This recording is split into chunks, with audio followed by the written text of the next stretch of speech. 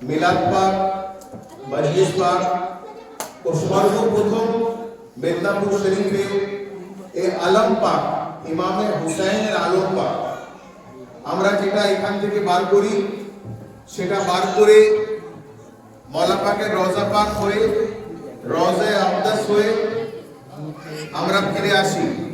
কিন্তু এবছরে হুজুর পাকের নির্দেশে মওলা পাকের রওজা সহ আমাদের মওলা পাকের হুজুর পাকের চাচাতো ভাই তিনার রওজা পাকে আমরা এই আলম পাক শিরকত করব। কারণ আমরা আহলে বাইতকে দুই তরফ থেকে মেনেছি। কিরকম করে? ইমামে হাসানকেও মেনেছি, ইমামে হুসাইনকেও মেনেছি। আমরা হাসানি ওয়াল হুসাইনির औलादকে মাথার উপরে রেখেছি। আমরা কোনো ফিরকা পরস্তি নয়, আমরা কোনো ধর্মের মধ্যে কোনো শিয়া সুন্নি দেওবন্দি বেরেলি নয়। আমি প্রত্যেক বছরে একটাই কথা বলি, আমাদের একটাই মাযহাব হচ্ছে আহলে বাইতের মাযহাব। আর মাযহাবে আহলে বাইতের ছাতার তলায় নিয়ে চলে আসে সে সাইয়্যিদা পাকের রহমতের মধ্যে চলে আসে। কারণ আমরা জানি যে যে আযাদারি করে তার দায়িত্ব সাইয়্যিদা ফাতেমাতুজ জাহরা নিজে নিয়েছেন। আল্লাহ পাকের কাছে ওয়াদা আছে যে আমার রব যে যে আমার হুসাইনের উপরে ক্রিয়া করবে তার চোখের জলকে আমি মাটিতে পড়তে দেব না। তার চোখের জলকে আমি নিজের হাতে সংগ্রহ করব আর আমি সাক্ষী দেব যে যে ইমামে হুসাইনের উপরে ক্রিয়া করেছে। সেই জন্য আমার হুজুর পাক বারবার বলেন যে আপনারা যা করুন, যা ইবাদত করুন, হজ করতে যান, যাকাত দেন, খুমস দেন, নামাজ পড়ুন, জিয়ারতে যান, কিন্তু মনে রাখবেন যতক্ষণ না ছাতি পিঠে আযাদারি করেছে ততক্ষণ অবধি আপনি মুসলমান হতে পারেন না। ছাতি পিঠে আযাদারি করা কোনো শিয়াদের ধর্ম নয়, ছাতি পিঠে আযাদারি করা ইনার বাড়ির ধর্ম। ঠিক না বল ভাই? ছাতি তারই ঘরে পিঠা হয় যার ঘরে শোক হয়, আর শোক হয়েছে আমার মাওলানা হুজুর পাকের বাড়ি। সাইয়্যিদা পাকের লাল আজকে আমাদের চোখে কে আছে? আমাদের চোখের মধ্যে সাইয়্যিদা পাকের লাল মাওলানা হুজুর পাক আছেন কিনা? আর কিয়ামত অবধি আমাদের মাথার উপরে থাকবেন কিনা? তো আমাদেরকে আযাদারি যেটা করি সেটা বে গাইড আযাদারি নয়, যে গাইডলেস আযাদারি করি তা নয়।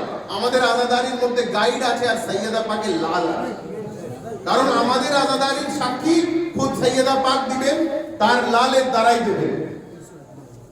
আমরা তো সবাই জানি আমাদের হুজুর পাক আসছেন, ভাইজান হুজুর পাক, আপনারা ইনাকে সবাই কম বেশ জানেন। হুজুর পাকের নির্দেশে ইনি একটা ইমামবাড়া পাক তামির করছেন। সেই ইমামবাড়া পাকের আজকে আমরা ভিত্তি স্থাপন করব। আপনারা সবাই বলুন সুবহানাল্লাহ। কেন? মসজিদের ইফতেদার জন্য অনেক লোক দাঁড়িয়ে যায়, একই না? বাবরি মসজিদ হচ্ছে, অনেক লোক দাঁড়িয়ে গেছে, আমি এই দেবো, আমি সেই দেবো, আমি ওই দেবো, আমি সবকিছু করব, কিন্তু এইটা দেখছে না যে বাবরি মসজিদের বুনিয়াদ কি। সেটার বুনিয়াদ হচ্ছে রাজনীতি, কিন্তু আমাদের বুনিয়াদ আখিরাত। আমরা যে বুনিয়াদ দিই তার জন্য ছাতির থেকে বড় জিনিস দরকার। ইমামবাড়া করার বুনিয়াদ সবার হয় না, ইমামবাড়া সবার বুনিয়াদ করার অকাত হয় না। যাকে সাইয়্যিদা পাক অকাত দেয় সেই ইমামবাড়া পাক, যাকে সাইয়্যিদা পাক অকাত দেয় সেই ইমামবাড়া পাক করতে পারে। আজ হুজুর পাক আমাকে হুকুম দিয়েছিলেন যে ইনার মাজার পাকে একটা ইমামবাড়া পাক তৈরি করা হবে, আপনি ওখানে মজলিস পাক ইফতেদা করবেন। ইফতেদা করে আমি এসেছি, আর ইনশাআল্লাহ তাআলা আগামী দিনে ওখানে একটা ইমামবাড়া পাক হবে। আমাদের পুনরায় রূপটা কিন্তু চেঞ্জ হবে। আমরা এখান থেকে বেরোবো, দাদাজান হুজুর পাকের ওখান থেকে জিয়ারত করে ওই রাস্তা থেকে ডান দিক নিয়ে মাজার পাকে দাখিল হব। ওখানে মুখতাসার 4 মিনিটের আযাদারি করব।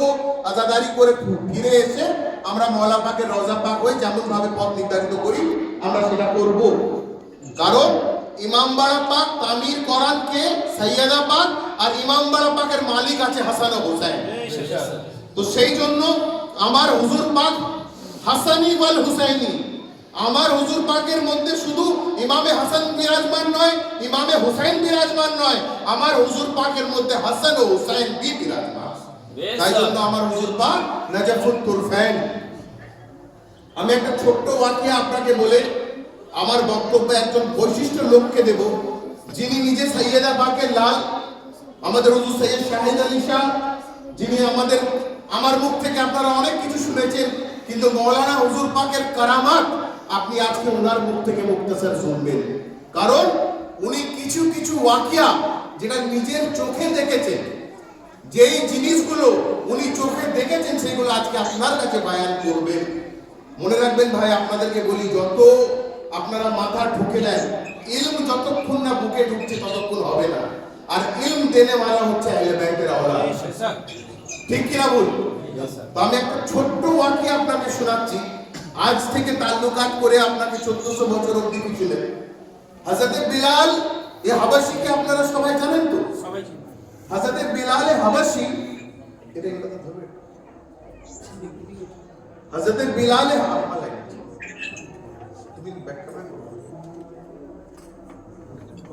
হযরত বিলাল হাবশী রাসূল করিম সাল্লাল্লাহু আলাইহি ওয়াসাল্লামের বিসাল পাকের পরে হযরত বিলাল মদিনা থেকে আযান দেওয়া বন্ধ করে দিয়েছিলেন, ঠিক কি না? এই হাদিসটা আমরা অনেকে কম ও বেশ লোক জানি কি জানি না বলুন, যে হযরত বিলাল যখন রাসূল পাক দুনিয়া থেকে পর্দা করলেন, উনি কিন্তু আর আযান দিতে পারতেন না। কেন আযান দিতে পারতেন না? উনি বলতেন যে আমি আযান যাকে দেখে দিয়েছি সে মুহাম্মদ আর আমার মাঝে নাই। কথাটা কত কষ্ট করে দেখুন, বলছে সেই মুহাম্মদকে আমি আমার মাঝে পাচ্ছি না। আমি আল্লাহু আকবার আল্লাহু আকবার এই বক্তব্য যখন আমি পেশ করেছিলাম, মদিনার মসজিদ যখন তামির হয়েছিল, মসজিদে নববী যখন হয়েছিল, তখন অনেক লোক প্রস্তাব দিয়েছিল যে আমরা ইস নামাজের জন্য কিভাবে লোককে জামাত করব। অনেক সাহাবা বললেন ঢোল বাজিয়ে করো, অনেক সাহাবা বললেন ঘন্টি বাজিয়ে করো, বলে ওটা ইসাইরা করে। কেউ বললো মাইকে অ্যানাউন্স করে করো, মানে বাড়ি বাড়ি গিয়ে দরজা খটখটিয়ে এরকম ভাবে করো। বিভিন্ন লোক মত দিলেন। তখন রাসূল করিম বললেন যে আপনি বিলালকে আমার কাছে আনুন। তো হযরত বিলালকে রাসূল করিম ডাকলেন, বলেন বিলাল, আপনার মতে এই জামাতকে কি করে ঠেকানো যায়? তখন বললেন যে হুজুর, আপনি যেটা হুকুম দিবেন সেটা আমি পালন করব। কথাটা বুঝবেন, হুকুম মুহাম্মদ দেবে কিন্তু জুবান আল্লাহর আছে। চেহারা মুহাম্মদ আছে, দিখতা আল্লাহ है। চেহারা মুহাম্মদ का है मगर दिखता अल्लाह है। তো যখন রাসূল করিম বললেন যে আমার যদি প্রস্তাব তুমি শুনতে চাও তো বিলাল আমি তোমার জবানে একটা কালাম পেশ করব। তো হযরত বিলাল ঘাবড়ে গেলেন, বলে যে ইয়া রাসূলুল্লাহ, আমি এটা কিভাবে দেব? বলছে বিলাল, আমি তোমাকে জানতে চেয়েছিলে, এবার আমি তোমাকে বললাম যে তুমি কিভাবে লোককে ডাকবে সেটা তুমি জানো। তো হযরত বিলালকে বললেন যে তুমি মসজিদে নববীর একটা উঁচু জায়গায় যাও, যে তুমি ডাকো।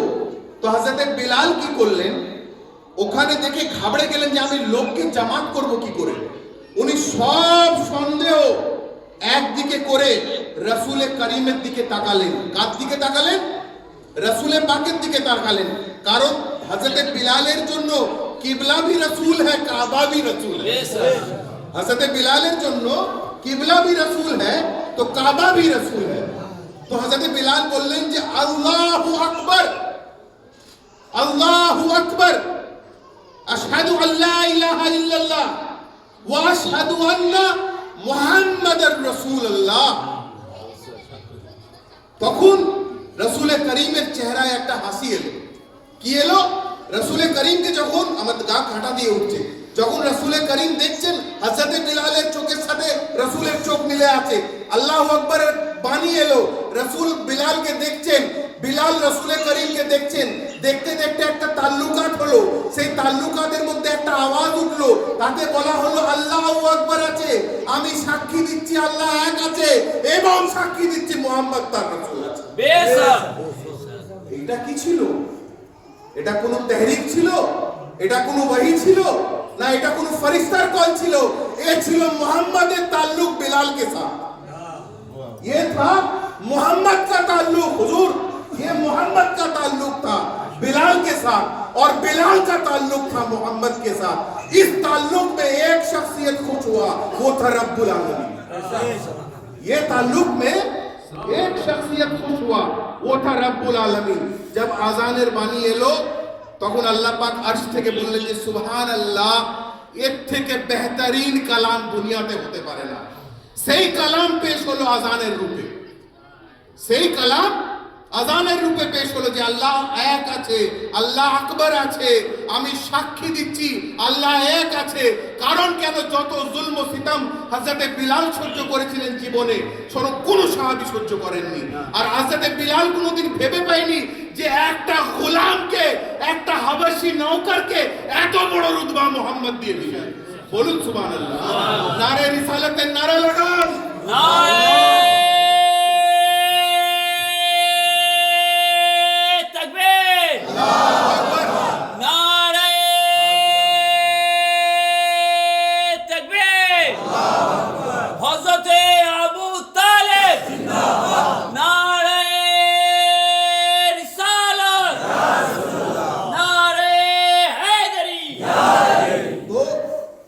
যখন রাসূলের মধ্যে একটা গোলামকে এত বড় রুতবা দেওয়ার জন্য পজিশন হয়ে গেল, তাহলে আমরা কি ভাই এই ছোট্টখাটো গোলাম হয়ে মৌলানা হুজুর কাছে রুতবা পাবো না?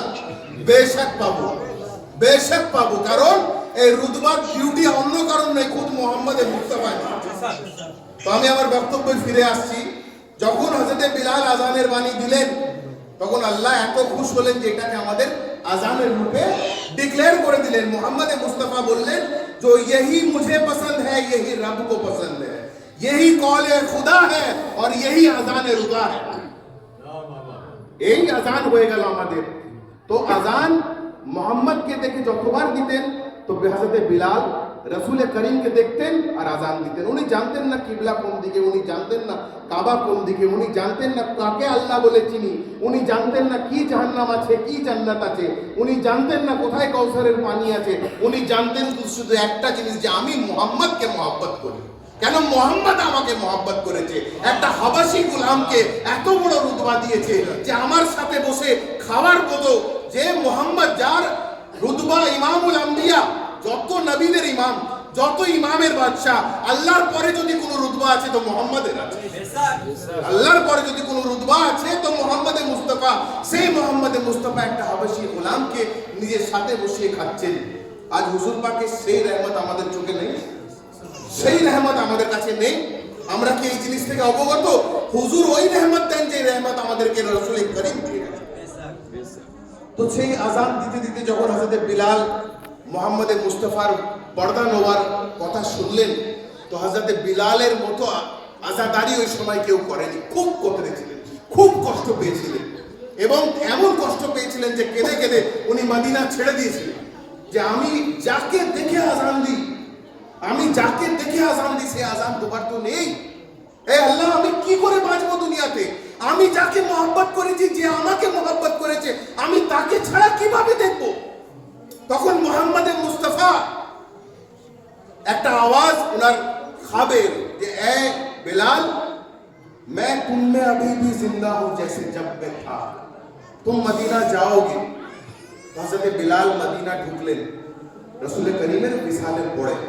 এতে অনেক কনক্লুশন আছে জানেন তো। এখানে ইতিহাসকে না অনেক লোক উল্টে দিয়েছে। ইতিহাসকে বলে যে হযরত বিলাল যখন এসেছিলেন, তখন আমাদের ওই সময়ের খলিফা বললেন যে বিলাল আপনি আযান দেন। বিলাল আযান দিলেন, আযান দিয়ে উনি গাছকে পড়ে গিয়ে ইন্তেকাল হয়ে গেলেন। এর মধ্যে অনেক ইখতিলাফ আছে ভাই। আমি আপনাকে বলি, ইতিহাসকে অনেক রূপে ভাবে টেনে দেওয়া, মেরে দেওয়া। আমাদের যারা যারা মুয়াবিয়া সাহেব ছিলেন, তারা ইতিহাসকে নিয়ে খেলা করেছেন। অরিজিনাল ইতিহাসকে জানতে গেলে আপনাকে এই আজকের আলে মুহাম্মদকে সঠিক জানতে হবে। তো শুনুন, যখন বিলাল হাবাসী যখন মদিনায় এসেছিলেন, যখন ওনাকে আযান দেওয়ার জন্য সবাই বলল আযান দাও বিলাল, আযান দাও বিলাল, তোমার আযানের জন্য আমরা কাইল হয়ে গেছি।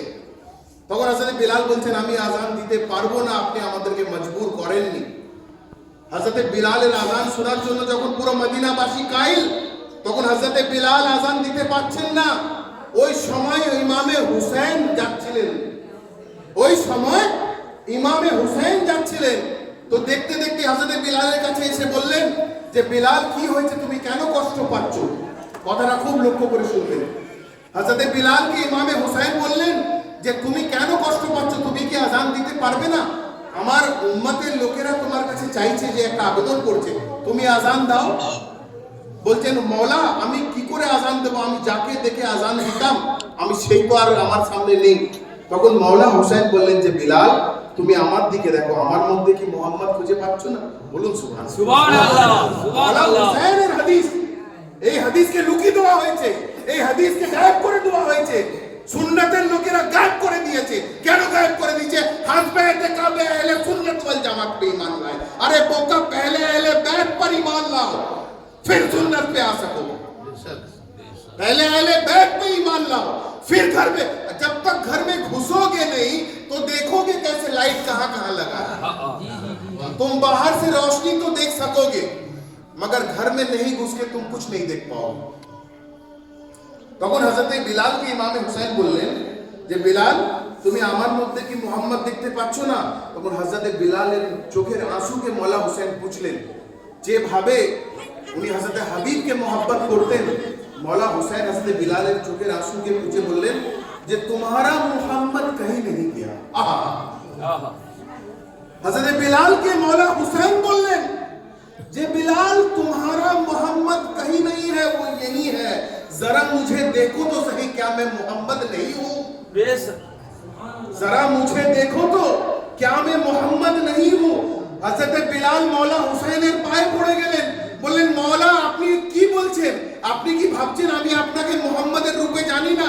তখন বললেন তাহলে বিলাল যাও और उसी शान से अजान दो जिस शान से तुम मेरे नाना को देखते थे।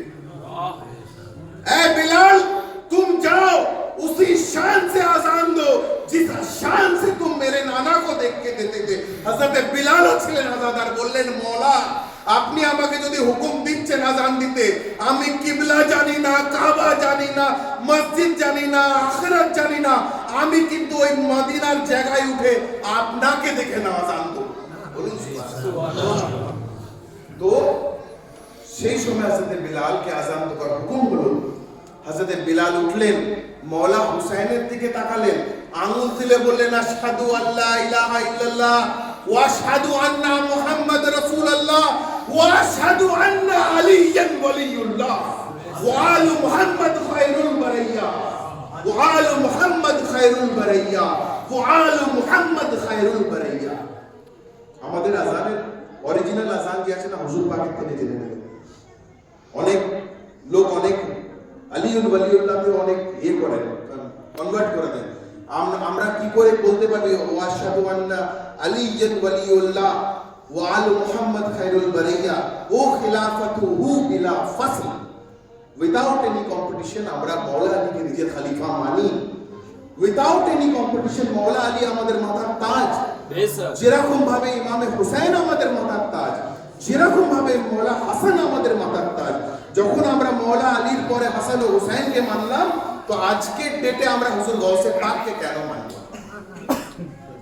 যদি হযরত বিলাল মুহাম্মদের মুস্তাফা যাওয়ার পরে মাওলা হুসাইনকে দেখে মুহাম্মদের সাক্ষী দিতে পারে, আজকে আমরা মাওলানা হুজুরকে দেখে হুজুর গৌসে পাককে সাক্ষী দিতে পারি কিনা? হুজুর গৌসে পাককে দেখে 12 ইমামের সাক্ষী দিতে পারি হ্যাঁ কিনা? বেশক। হুজুর গৌসে পাক আমাদের ইমাম আছেন কিনা? বেশক। আমাদের মাওলা আছে কিনা? বেশক। হুজুর গৌসে পাক ছাড়া দিন জিন্দা হতে পারে? আমাদের জন্য ওনাদেরকে কি লকব দেওয়া হয়েছে? মহিউদ্দিন। দিনকে পুনরায় জিন্দা করার জন্য হুজুর গৌসে পাক। সেই আমি হাদিস আপনাদের কাছে পেশ করলাম কেন? হযরত বিলাল মাওলা হুসাইনকে দেখে মুহাম্মদকে মনে করলেন, তো সেরকম ভাবে আজকে আমাদেরকে মাওলানা হুজুরকে দেখে মুহাম্মদকে মনে রাখতে হবে। মাওলানা হুজুর আমাদের কাছে সেই সাক্ষী, যেই সাক্ষী হযরত বিলাল ওই মসজিদের উপরে ইমামে হুসাইনকে দেখে করেছেন।